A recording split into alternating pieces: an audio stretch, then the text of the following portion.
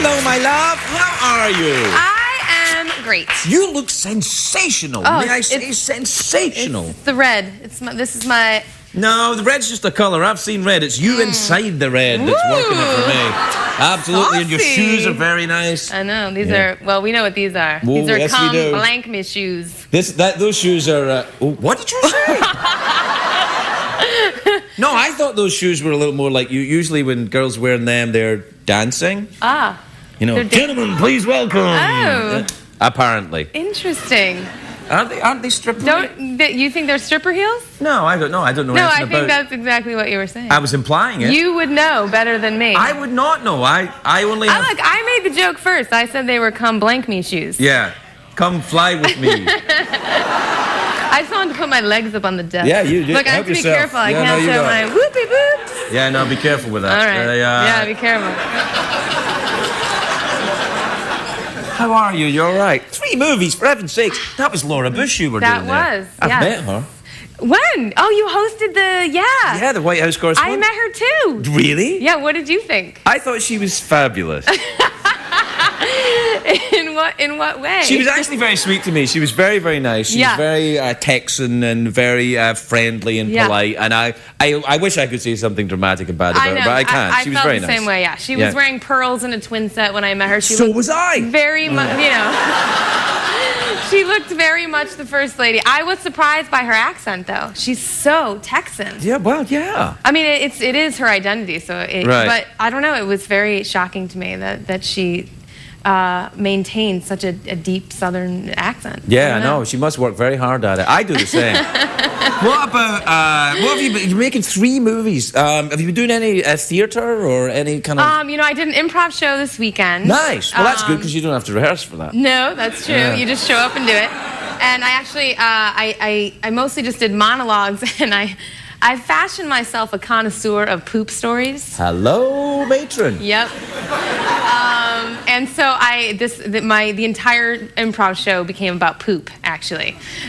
Do you know many poop stories? I do. One of my favorite poop stories. Please do tell me it. Yeah. Is it's about a friend.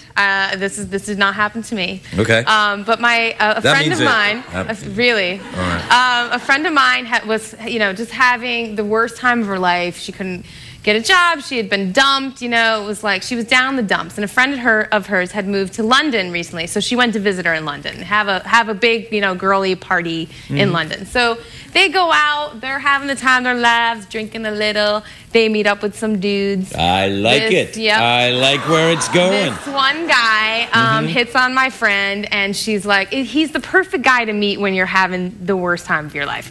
You know, he's compliments her, and he's lovely, and he's into her, and so they, of course, one thing leads to another. That's the criteria? Well, they go back to his apartment. You look sensational. I'm really into you. Yeah, done.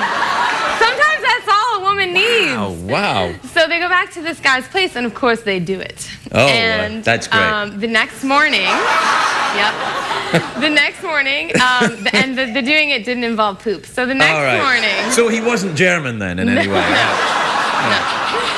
So he has to go to work, but he says, make yourself at home, take your time, have some breakfast, and and then get up. Leave me your number. I'll call you later. Oh, okay. It was very lovely. So of course she's like snooping through his stuff, and she's like, having the time of her life in this beautiful London apartment. She's glowing from the night before. Everything's great. She goes to do her business, her daily poop. All right. And it's reading his magazines and having a lovely time pooping, and goes to flush, and the water has been turned off in the apartment building. Calamity! There's no flushing. There's nothing to flush. She can't flush it. So she gets a baggie. Well, she can't leave it there. So she gets a baggie and she scoops it into another baggie. And come on, if you have a doggy, you pick up after your doggy. So yeah, a doggy? That's different. It's on grass. It's your own poop. It's not like someone else's poop. No! So this is not even the best part. Oh, really? So she puts the poop in a bag and she ties it up, and she's going to take it, and throw it in the garbage. So because she's clearly not leaving it in the apartment. I mean, that would be a disaster. So she writes him a lovely note on his kitchen counter and leaves her number and says, it was so great to have met you. I really needed to meet you at this time in my life. And she gets all of her stuff together and she goes out of the apartment, and just as the door clicks shut, she remembers that she left the poop on the counter right next to the note.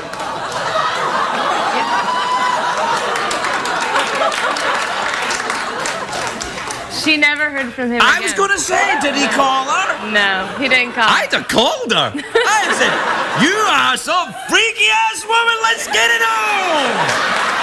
That's amazing. Yeah. Did that really happen? Yeah, that Wow. really happened. Yeah. Well, but it didn't happen to you. No, that didn't happen to me. I can honestly say that. Well, no, it wouldn't happen to you. You've been married now for like 15 years or something. I have been married, a long time. So, right. And How long is it now? I try not to leave poop for my husband lying around. I don't know. Sometimes... He would probably argue with that, actually.